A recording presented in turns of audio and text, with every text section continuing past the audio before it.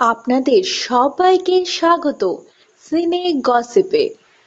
টলিউডের superstar দেবকে এবার আমরা দেখতে পারবো একজন বক্সারের ভূমিকায় অভিনয় করতে।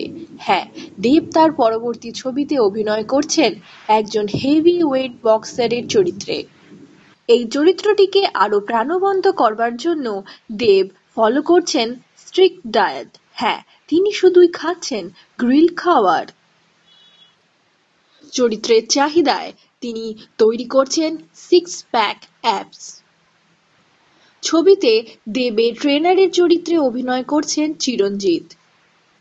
এই চরিত্রটিকে নিয়ে চিরঞ্জিত কিন্তু ভীষণ এক্সাইটেড। তিনিও নিচ্ছেন স্পেশাল ট্রেনিং তার চেহারা মেনটেন করবার জন্য।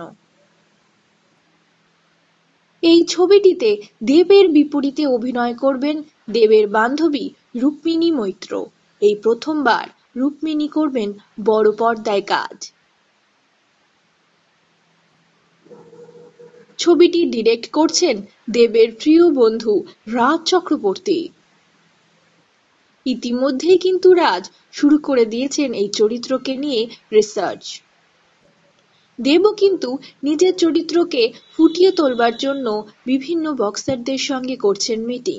শোনা যাচ্ছে দিল্লিতে বিজেন্দ্র সিং এর সঙ্গে তিনি খুব শীঘ্রই করবেন একটি প্রাইভেট মিটিং।